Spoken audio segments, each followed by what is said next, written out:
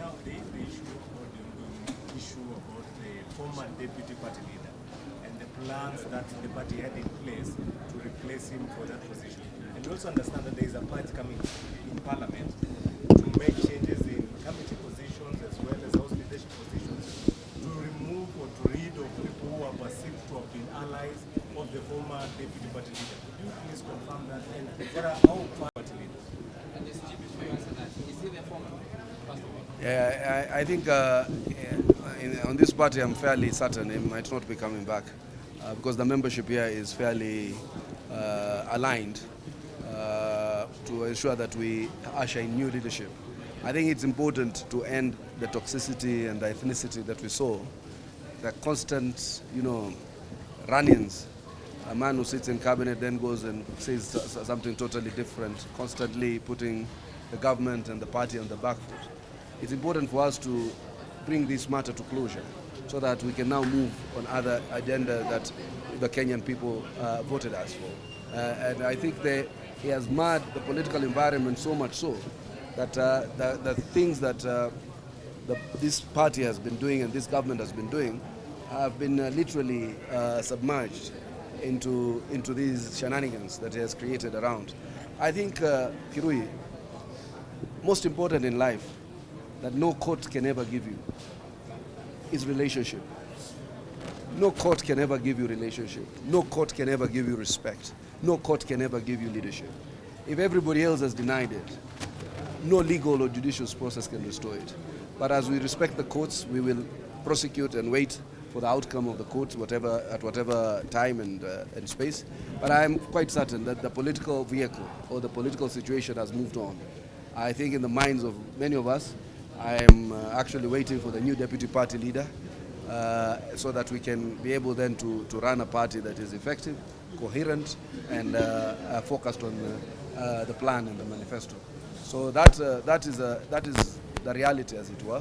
And I did make that statement together with my brother Nyakundi, that once you're not deputy president of Kenya, it will be difficult for you to continue being the deputy party leader. It was intended that the deputy party leader is the deputy president of the republic, and that's why we were even amending the constitution to allow only one deputy party leader and two assistant deputy party leaders. So I think by and large, this is a matter that courts must resolve expeditiously to bring closure. This is a matter that is of a political nature, and the court must exercise something called judicial restraint. There is nothing, in my view, that can restore in a legal space what one has lost politically. The respect, the support, the reverence that has gone will not be restated by a court order. Do you expect changes also in the National Assembly and the Senate regarding allies of the former deputy party leader? That's a bridge we will discuss whether to cross. We are not vindictive. The president is not vindictive. We are not here. The impeachment actually was by Parliament. It was not by the president. And I don't think we are a vindictive group of people.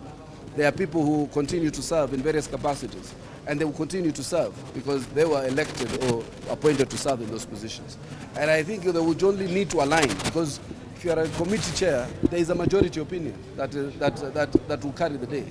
And I think by and large, the BBG, the broad-based government, has sufficient numbers. Even if you are chair and do not go with the majority, you will be outvoted. So I think we are not vindictive. We are not here to carry a score. The parliament was only impeaching one person.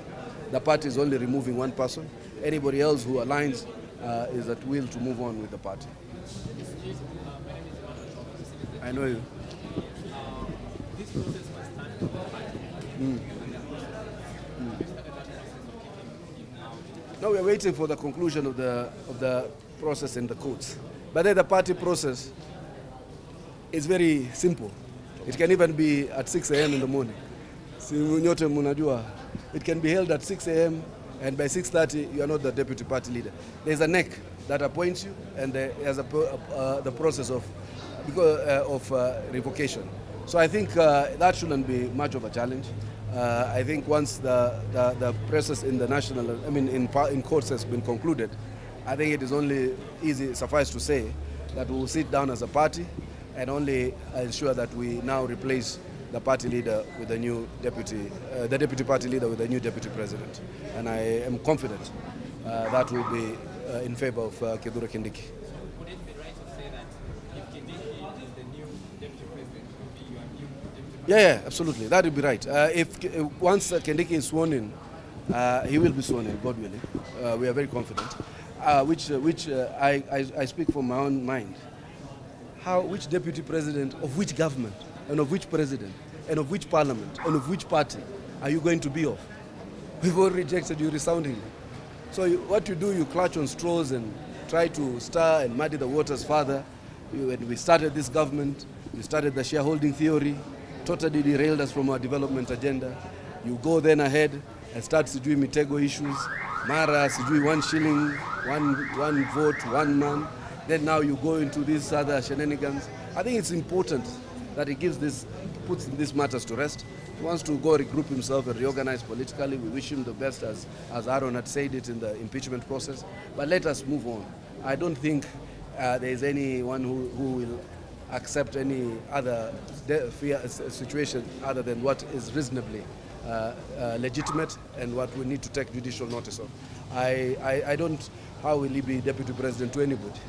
How will he be deputy party leader to anyone of us? So I think it's a fait accompli. Kuna wale ambao wanahisi kwamba kuna majeraha ambayo yamefanyiwa chama hasa katika wafuasi eneo la Mlima.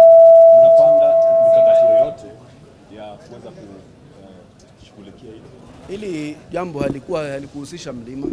Hili jambo lilikuwa ni la mtu mmoja binafsi. Mlima hujazungumza kwa lugha ya kuleta mgawanyiko, ni mtu mmoja binafsi.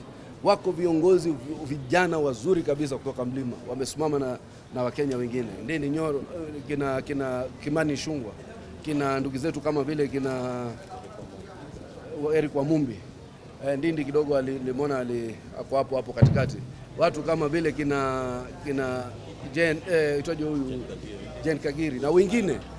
Yani iko majina mengi mpaka I am not able to rank the commitment. Hata pale ilipokwenda katika impeachment, mliona vile viongozi walivyopiga kura.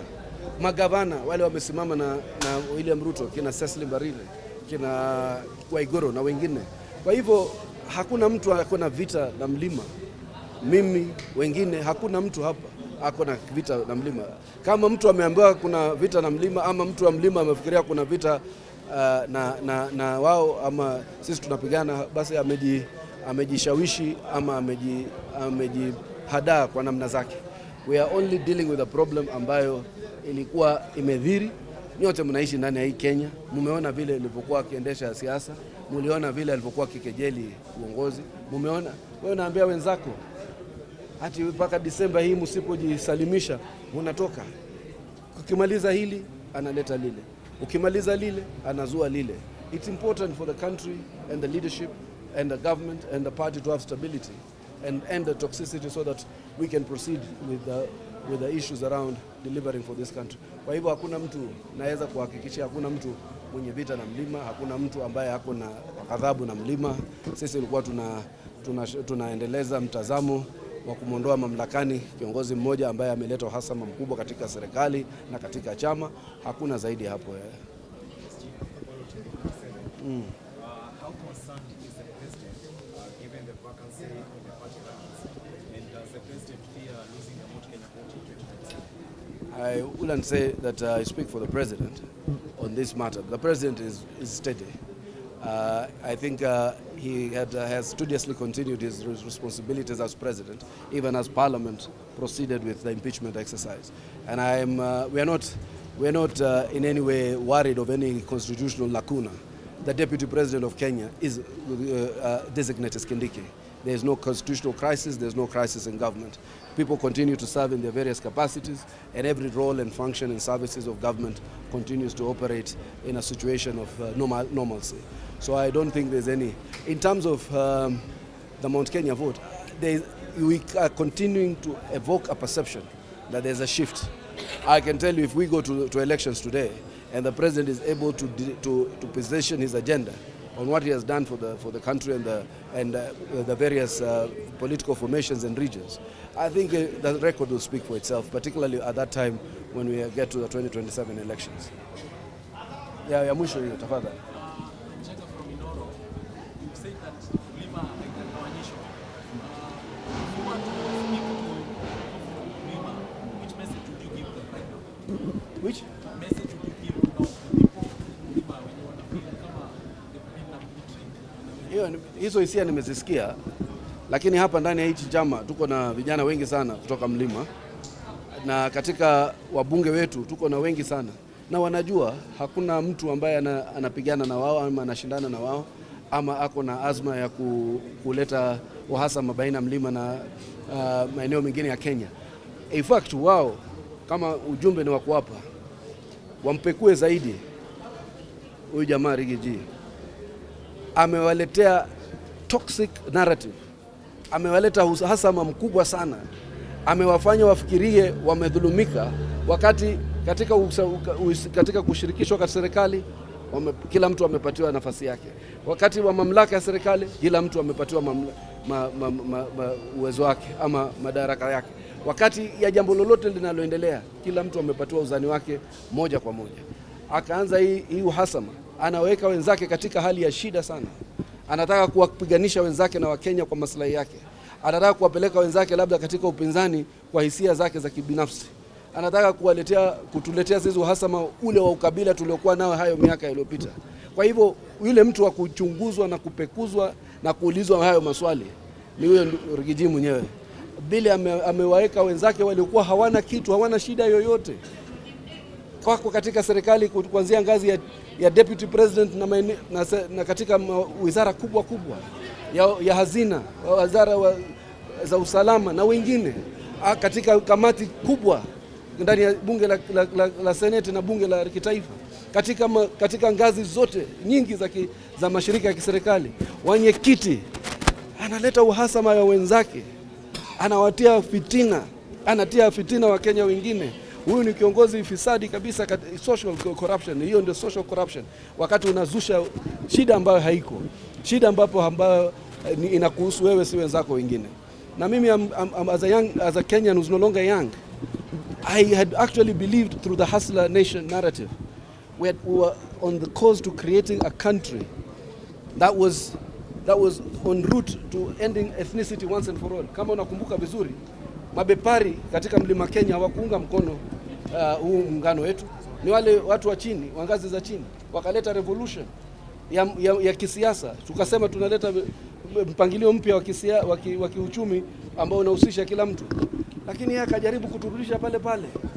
Mlima hivi, mlima ule, mlima hivi, mlima ule, mlima usiguse hii, usiguse pale, usiguse. I mean we are not those kind of people anymore. We are educated young Kenyans. A country that has gone through paces of development and education. A country that everybody is significantly aware. A country where we have people with requisite education and requisite knowledge. So he needs to know that this is a different time. Hiyo sio ile mambo ya kuvaa 10 gallon na kwenda Mugithi. Hii ni ile wakati every young man or woman is aware of his rights, including in Mlima, and her rights. So